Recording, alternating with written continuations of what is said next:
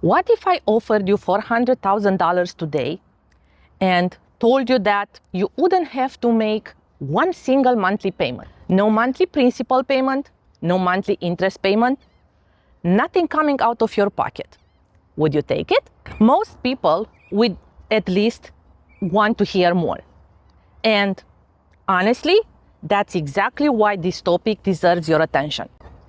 Now, before the comment section lights up, no, I'm not actually offering anyone $400,000. I'm using that number as a hypothetical example to explain a real financial product. And here's something that may surprise you. If someone made me that offer, I wouldn't say yes, at least not yet. Not because it's automatically a bad deal, but because before I accepted a dollar, I need the answer to one single question. What am I giving up in exchange? Because I've learned something working in real estate. The expensive part of a financial decision isn't always obvious on day one. Sometimes the cost shows up later, many years later. The product I'm talking about is called Home Equity Investment, or HEI. It's different from a traditional loan. With a loan, you borrow money. You make monthly payments, you pay interest. A home equity investment works differently. Instead of regular monthly payments, you receive the money today, and depending on the agreement, the company may receive a share of your home's future value when the agreement ends. Sounds interesting? Notice I didn't say it's good. I didn't say it's bad, because that's not the real question. The real question is, what does that trade-off actually look like? Here is where I think homeowners sometimes get into trouble. They hear no monthly payments, and that's where the conversation stops. But that's exactly where the conversation should begin, because every financial product has a cost. Sometimes you pay it every month. Sometimes you pay it years later. Neither is automatically better. But if you only focus on what you're getting today without understanding what you may be giving up tomorrow, you're making an incomplete decision. And that's exactly what I want to help people avoid. Let's use a simple hypothetical example. These numbers are for illustration only. Imagine your home is worth $600,000. A company offers you $400,000 through a home equity investment. You're tempted to take it without even asking questions. Because at first, this sounds incredible. You have cash, no monthly payments, no monthly interest. Oh my God, life goes on.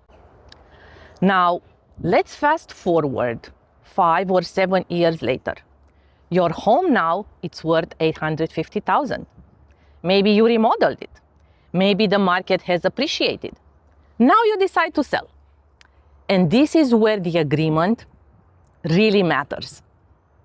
Depending on how it's written, the company may receive more than the amount they originally gave you, just because they may participate in part of your home's equity appreciation.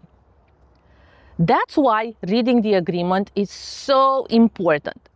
The biggest cost may not be the money you receive today. It may be the value you give up tomorrow. Would I ever recommend a home equity investment? Sometimes, absolutely. Every homeowner situation is different. Someone who's retired, someone who has significant equity but limited monthly income, someone facing a major medical expense, someone who doesn't qualify for other financing options. There are situations where this type of product may deserve serious consideration. But I would never recommend making that decision simply because someone said there are no monthly payments. That's not enough information to make a smart financial decision.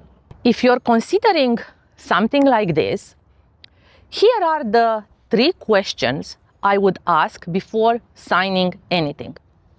Number 1, what exactly am I giving up in exchange for this money? Number 2, what happens if my home value increases much more than expected? And number 3, have I compared this with every other option available to me? Those 3 questions alone can completely change the conversation. One thing I've learned in real estate is this: the biggest regrets usually are not caused by bad intentions. They're caused by decisions made before people fully understood the trade-off. That's why I believe slowing down is almost always a good investment. Ask questions, compare your options, understand the agreement, because your home isn't just where you live. For many families, it's one of the largest financial assets they'll ever own. And remember, Florida living isn't measured in distance. It's measured in daily friction. And the same is true for financial decisions.